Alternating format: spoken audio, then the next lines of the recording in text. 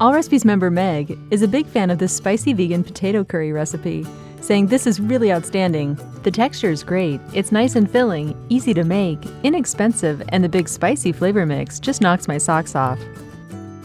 Place 4 peeled and cubed potatoes in a large pot of salted cold water.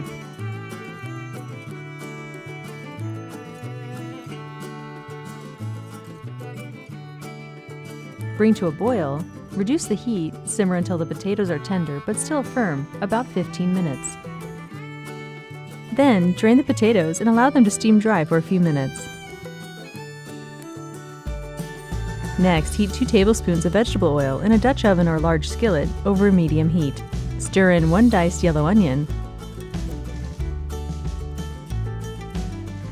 and 3 minced garlic cloves. Cook until the onion is soft and translucent, about 5 minutes.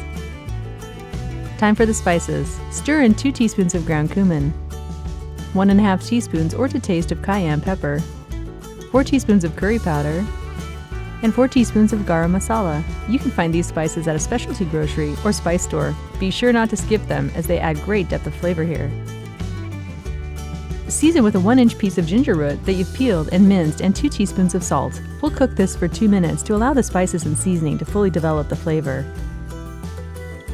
Smells great. Let's add the cooked potatoes, along with 1 14.5-ounce can of diced tomatoes with the juice, 1 15-ounce can of garbanzo beans that have been rinsed and drained, and 15 ounces of frozen or canned peas.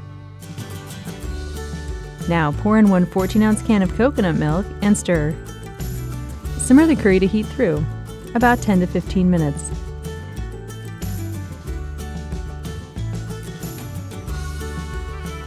This spicy vegan potato curry is a great base recipe that you can adjust to taste by adding your favorite vegetables. Try cauliflower, carrots, or sweet potatoes. Enjoy!